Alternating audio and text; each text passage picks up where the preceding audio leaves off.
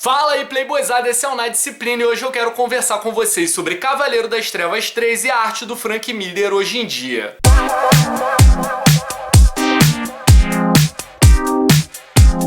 Vamos começar com um pequeno exercício. Eu quero que você pense nos três principais nomes mais incontestáveis da história dos quadrinhos hoje em dia.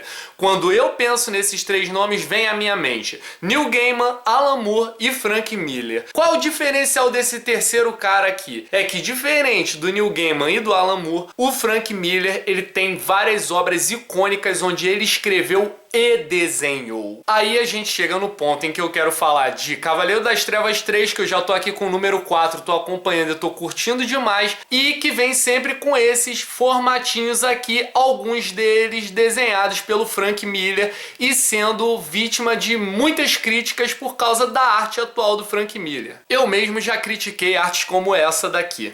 Acontece que eu quero que você pense o seguinte: imagina um jogador de futebol que já ganhou Copa do Mundo, que já fez grandes feitos aí, foi um craque muito bom e por causa de um problema, de uma doença, esse cara é obrigado a parar de jogar futebol. Esse cara não pode mais tocar numa bola, que ele corre até risco. Eu arrisco dizer que esse jogador de futebol aceitaria o risco até mesmo de morrer com a bola nos pés, mas não abriria mão de, mesmo na brincadeira, tá jogando um futebol de vez em quando. Se ele ama aquilo que ele fazia, ele vai sentir falta, mesmo que ele não possa fazer profissionalmente. Ele não vai aceitar se distanciar daquilo que foi a vida dele. Pego essa analogia e trago pro Frank Miller. Cara, o Frank Miller é um cara que escreveu alguns bastiões dos quadrinhos que a gente tem aí hoje em dia. Entre eles, coisas que eu aprendi muito a gostar, inclusive coisas que são escritas e desenhadas pelo Frank Miller. Eu acabei de comprar há pouco tempo a edição definitiva de Cavaleiro das Trevas, que é desenhado por ele, que a galera critica muito o segundo e que, de fato, o roteiro não é tão bom quanto o do primeiro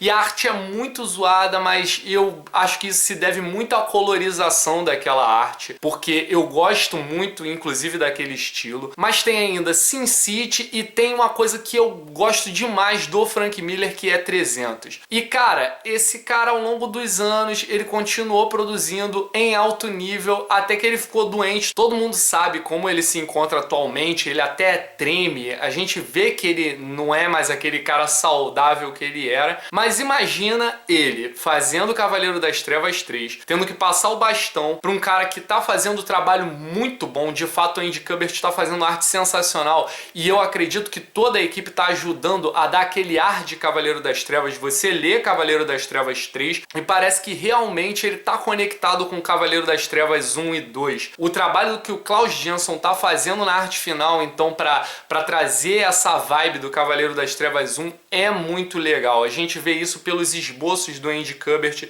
que vieram nesse livro 4 de Cavaleiro das Trevas 3. Mas aí a gente pega os formatinhos, né, esses formatos menores especiais que vem dentro da revista, e alguns deles, como o do Átomo e esse daqui da Batgirl, tem uma arte feita pelo Frank Miller. E, cara, a galera tá detonando muito e falando, de fato, tá algo muito feio. O problema é que a gente compara a arte dele com a própria arte dele, até não é nem com a arte de outros caras, porque não era de se esperar que um cara com um traço muito diferente participasse desse projeto. Só que aí eu abri isso daqui e, de fato, eu senti uma diferença. Mas, mano, eu tô aprendendo a gostar desse novo estilo. E aí me veio à cabeça o seguinte: cara, será que a gente tem que esperar artes boas pra quadrinhos? Apenas artes muito legais, tipo Alex Ross, Alex Maleev, esses caras que são incontestáveis? Eu não posso entender que, mesmo numa história em quadrinhos e ainda diante da situação que o autor se encontra e ele tem essa vontade de continuar desenhando, senão ele poderia largar na mão de qualquer um,